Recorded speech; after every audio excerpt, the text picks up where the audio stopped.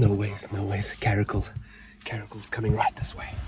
Think I'd try this a new way. I'm gonna show you the tricks that I know.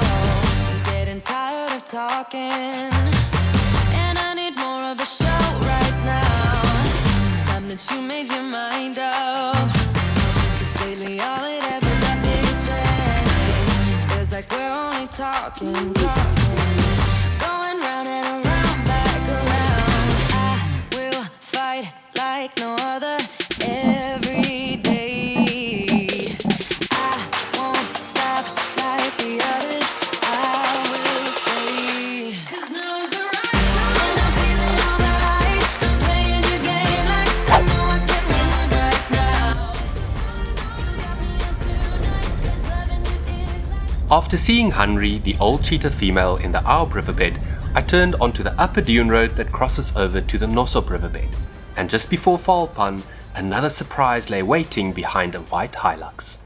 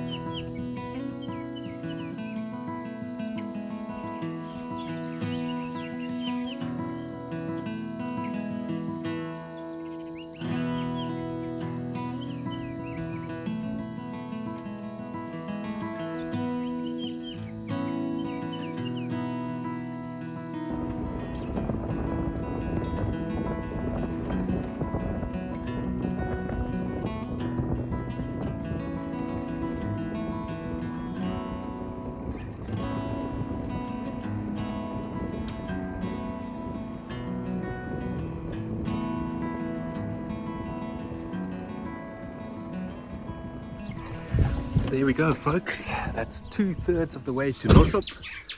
Finally at Dikpaard's called picnic site, and yo, how special was that cheetah sighting and the bonus lion sighting on the upper dune road? I say I really enjoyed that. That pride of lions was so relaxed. Man, I can't tell you how excited I am about this stint at Nossob.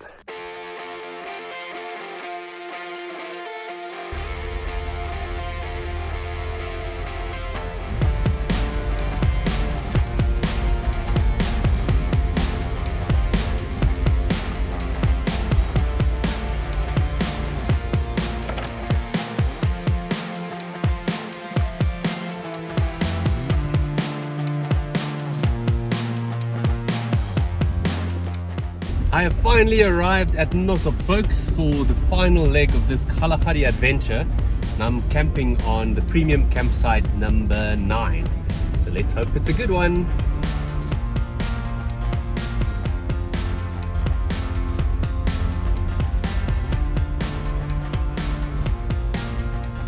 It's the last one down the line, right next to the fence. Woohoo! 5 hours later. Things don't always work out exactly the way that you've planned. If I look a little bit exhausted, it's because I am. Earlier today I arrived at Nossob and I was booked in at premium stand number 9.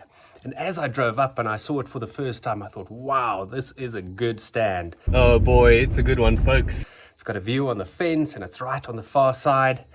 But I very quickly realized that it was horrible. It literally had zero shade, and next to me was camping a family with kids, like right next to me. You would kind of think that these premium stands would have a little bit more sort of exclusivity. But anyways, I sat around for a couple of hours, then went for a swim. And as I walked down towards reception, I saw that stand number 2, which has got a lot more shade and is much more exclusive, and it's also on the fence, is free. So I took a chance, asked, and they were able to move me. So long story short, I've got good news. I've got a nice campsite here at Nossob. So let's get unpacking.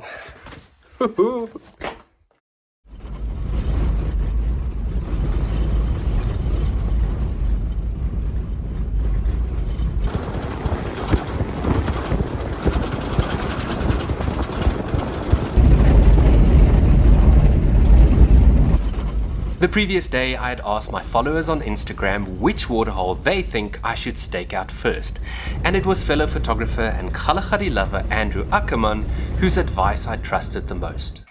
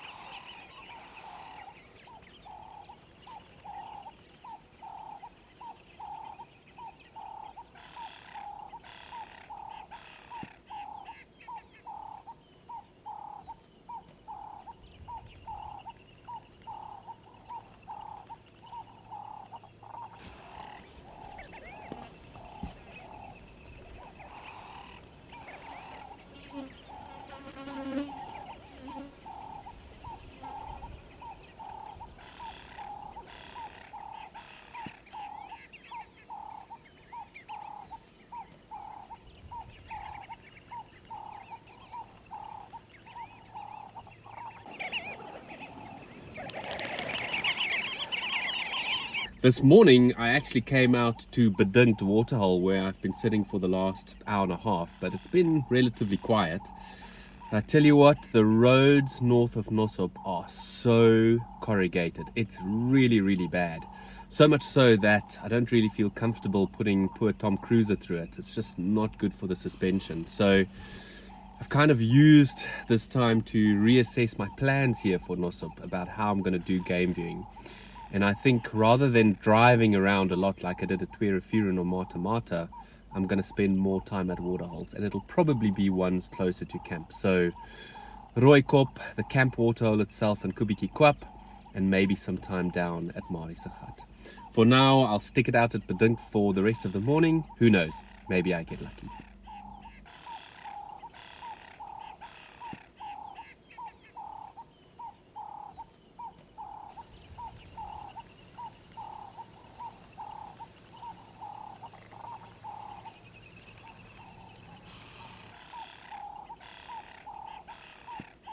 No ways, Caracal's coming right this way.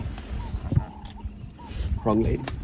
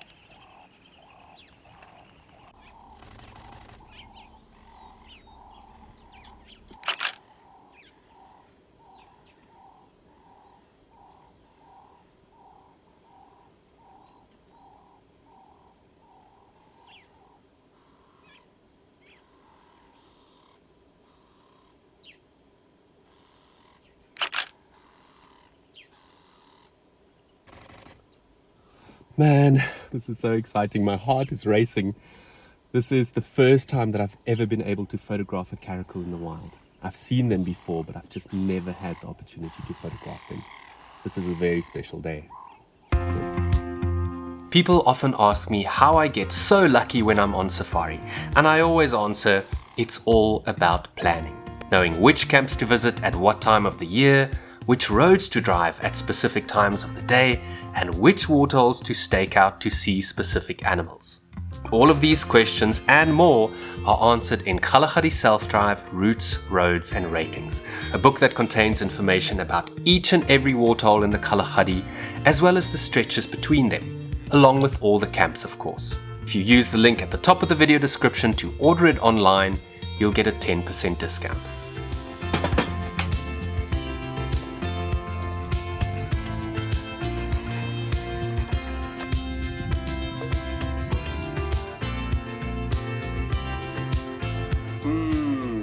I can't tell you how much I needed that. while I let it cool down, let me quickly show you around my little posse here on premium site number 2. I'll take a step back and turn around. So this is my little kitchen area. So I've got a lovely counter that looks out over the riverbed, or at least I can almost see the riverbed. And this is where I make my coffee and keep all my kitchen stuff, wash my dishes, and it's really nice to have my own sink.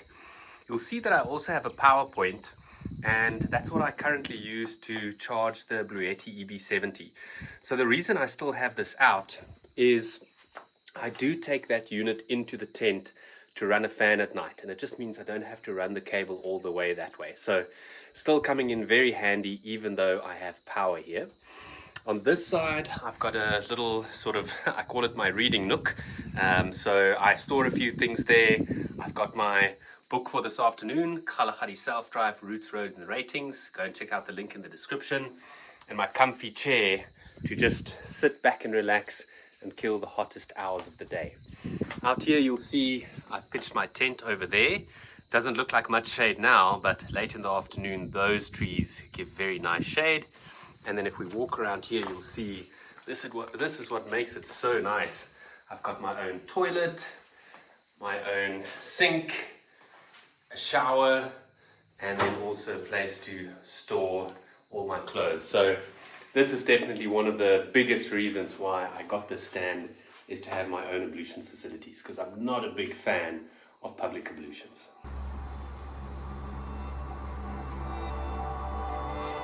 After cooling down for a while, I made some time to do some washing and to get to know my neighbor, but the heat made it impossible to stay active for long.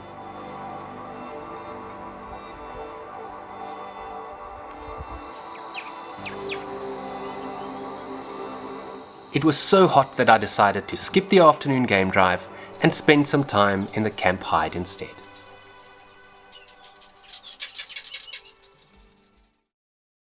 Man, I haven't stayed up till midnight in a while, but that's what I did in the hide last night, so I am very tired this morning, but I'm up at gate opening time, and today I'm heading south.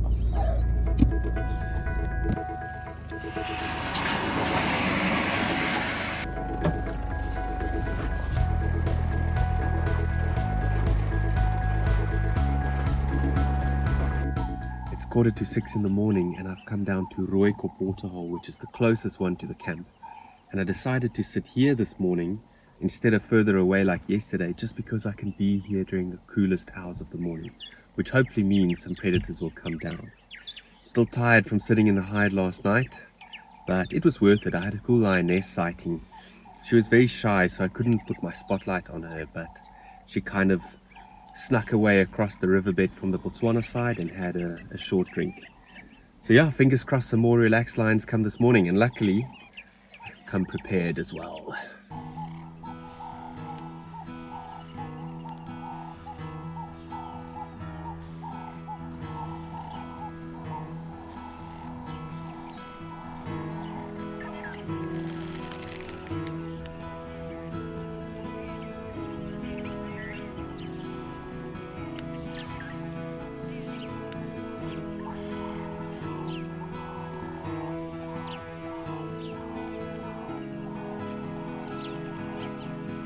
There's a very unhappy red hartebeest here at Rooikop. Keeps looking towards the riverbed and snorting all the time. Wonder what it sees.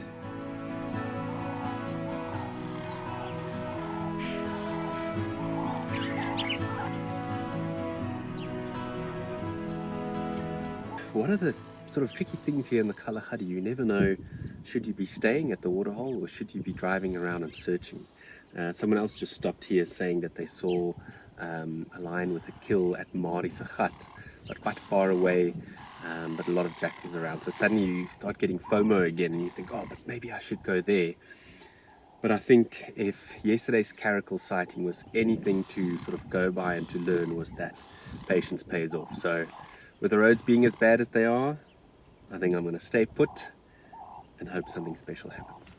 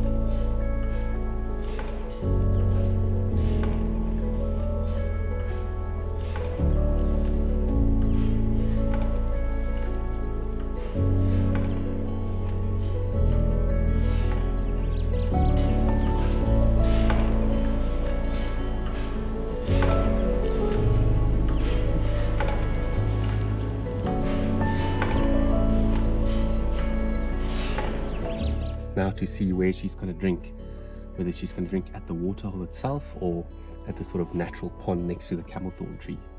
Kind of hoping for the latter.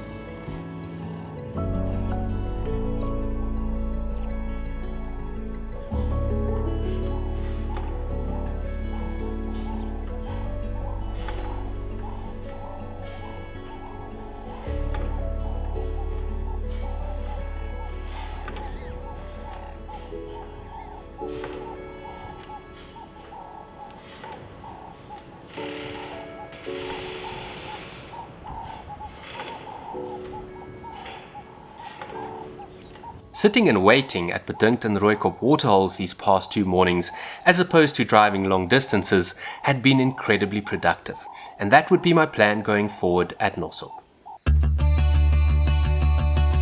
Back at camp, I slept like a male lion before it was time to fill up my water tanks again. So many of you have asked me to show you a little bit what my camp setup looks like, and especially when it comes to the car. So I think let's start here in the front of Tom Cruiser and look at the roof rack, or at least what's on the roof rack. So here you'll see that I've got a spade on the front. Now I am actually thinking of moving this because these sharp edges are a little bit close to my head when I climb in, but that's obviously there for emergencies out in the field if I get stuck, or if I want to scrape some coals after I've made a braai in camp. Now behind that is the high lift jack, and then if we come around the back, you'll see the water tank that I just filled up.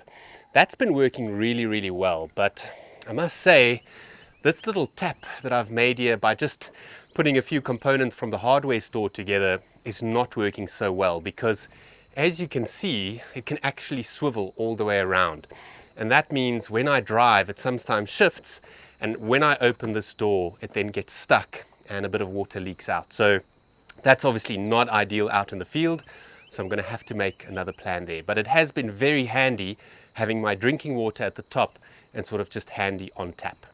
Now next to that is my big country table. You'll see that it slots in right below the roof rack, using up that little bit of space there, and then when I loosen these 2 little things on the side, it just pulls out. So the only reason I'm not using it now is because I've got this premium campsite with some tabletop space, so it wasn't necessary to pull this out. Let's have a look and see what else is on the top of the roof rack. So we'll just quickly climb up. So you'll see that behind the water tank is where I put my gas bottle, and then here on the side is space for 4 jerry cans.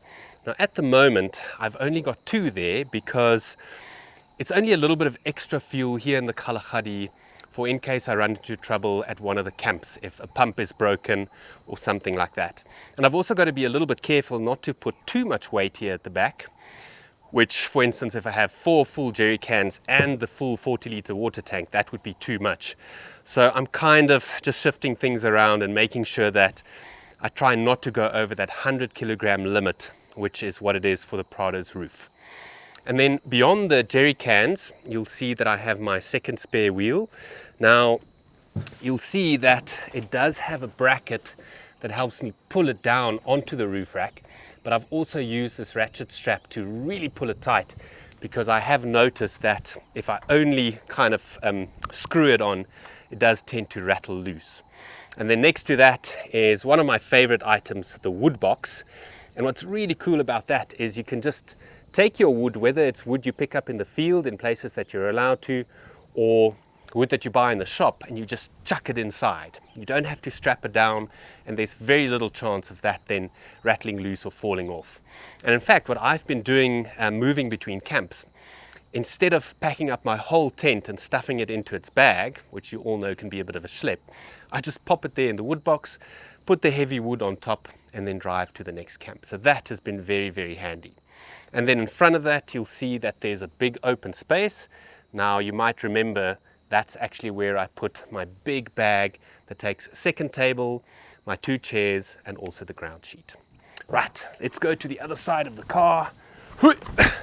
Here you'll see my favorite item on Tom Cruiser, the ostrich wing awning. Now this thing has been so valuable here in the hot Kalahari, providing ample shade, and it's just so simple to set up. In fact, let me quickly show you how easy it is to open.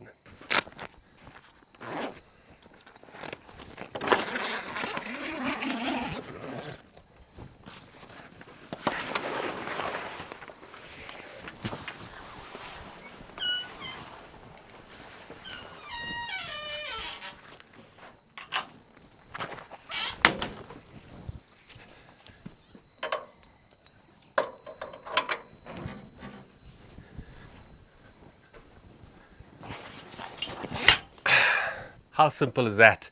And sometimes like this, when the ground isn't completely level and I feel like I'm going to bump my head, I'll just open one of these and then lift it a little bit like so, and then there's plenty of space for my head. Right guys, let me show you what it looks like in the back of Tom Cruiser. You'll see that the star of the show is this massive 60-litre National Luna Smart Legacy fridge freezer, and that sits on top of a big country slider, which I need 2 hands for to open, but it basically pulls down very easily to be able to access everything inside, and it's just as easy to push it back up. Now this thing has performed incredibly well out here in the Kalahari heat. It's drawn so little power from the auxiliary battery, which sits right next to it there in that little space. And I think part of the reason is that I only connect the fridge freezer to that battery. Everything else I've been charging on my portable power bank, and this one is the Bluetti EB70. So at the moment I'm charging some GoPro batteries and my smartwatch, and again this thing has been absolutely invaluable out here. Next to that you'll see a plastic box with all my cables, all labeled nicely, something I highly recommend everybody does, and then also an ammo box with all my recovery kit and some spare oil and things in there. And then at the bottom I've got a big country dual drawer system, and it's got these handy little thingies that allow you to lock it. Now when I'm out in the field I basically keep food and other odds and ends in here, but whenever I'm traveling long distance I'll put my camera gear in there so I'm able to lock it. Well, let's close that up, and then you'll see next to it is the sponsors of the trip, Jim Green Footwear. Up to now you've only seen me wear my fudge colored chilies. Now these are the ones that I like wearing out in the field, and it's been very valuable here in this campsite specifically because there's lots of camel thorn tree thorns around, and these chilies have got such thick soles that they're keeping my feet safe and happy. But in this box, the ones you haven't seen, it's my dark brown chilies, or chocolate chilies as I like to call them. And just look how beautiful they are with the thick soles, the double stitching, and that lovely shape. So if you guys want to get your hands on a pair of chilies, simply follow the link that I've added at the top of the video description. Now last but not least, I want to show you my tent. It's the Austrail Tasman V4. Now, as you saw in one of the previous episodes, it does have a bit of an issue with sand being able to get underneath and fill up the tent when there's a windstorm like here in the Kalahari, and hence the sarong that I've put up there. But I must say I quite like this tent for all the space that it has, and on a windless hot night you can just take that cover off and sleep under the stars. Guys, I want to use this opportunity to thank each and every one of my patrons for supporting the channel every single month. You guys are absolute stars, and if anybody else watching would like to get involved and support the channel, go and check out my Patreon link that I've added also at the top of the video description. And then as always, if you enjoyed this video, leave a like, subscribe to the channel, and feel free to ask any questions you might have about Nossob or the Kgalagadi in the comments down below. Until next time. In the next episode, I see a lion drinking, I see lions drinking, and I also see lions drinking.